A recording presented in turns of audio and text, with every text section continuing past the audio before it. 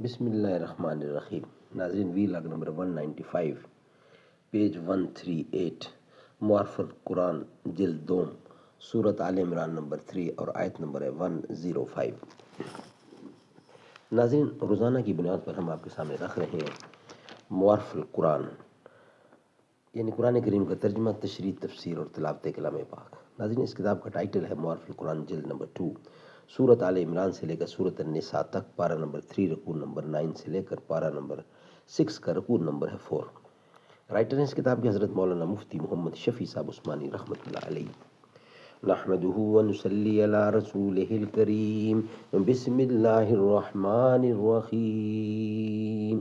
قال النبی صلی اللہ علیہ وسلم، خیرکم من تعلم القرآن وعلمہ، بہترین لوگ وہ ہیں جو خود بھی قرآن پڑھیں، دوسروں کو پڑھائیں، سکھائیں اور لکھائیں۔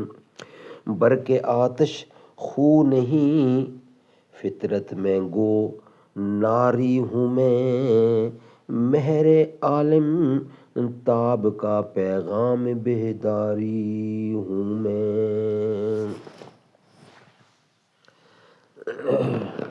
ناظرین، وی لاگ نمبر ہے 195 اور پیج ہے 138۔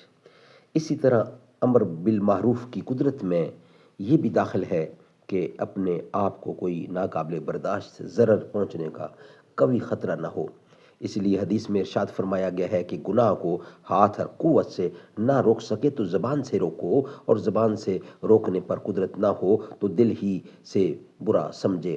ظاہر ہے کہ زبان سے روکنے پر قدرت نہ ہونے کے یہ معنی تو ہیں نہیں کہ اس کی زبان حرکت نہیں کر سکتی، بلکہ مراد یہی ہے کہ اس کو یہ خطرہ قوی ہے کہ اس نے حق بات کی تلقین کی تو اس کی جان جائے گی یا کوئی دوسرا شدید نقصان پہنچ جائے گا۔ ایسی حالت میں اس شخص کو قادر نہ سمجھا جائے گا، اور امر بالمعروف اور نہی عن المنکر کے ترک پر اس کو گناہ گار نہ کہا جائے گا۔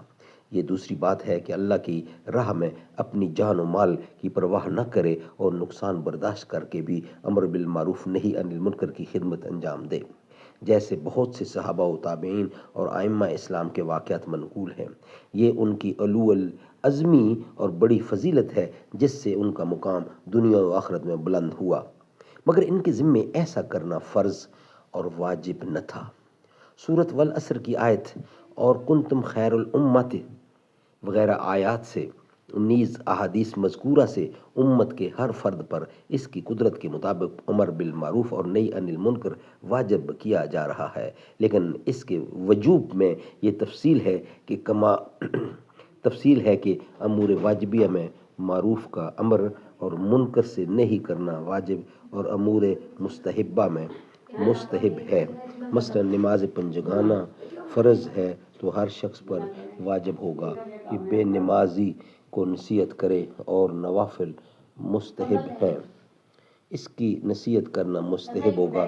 اس کے علاوہ ایک ضروری ادب یہ بھی پیش نظر رکھنا ہوگا کہ مستحبات میں مطلقاً نرمی سے اظہار کرے، اور واجبات میں اولاً نرمی اور نہ ماننے پر سختی کی بھی گنجائش ہے۔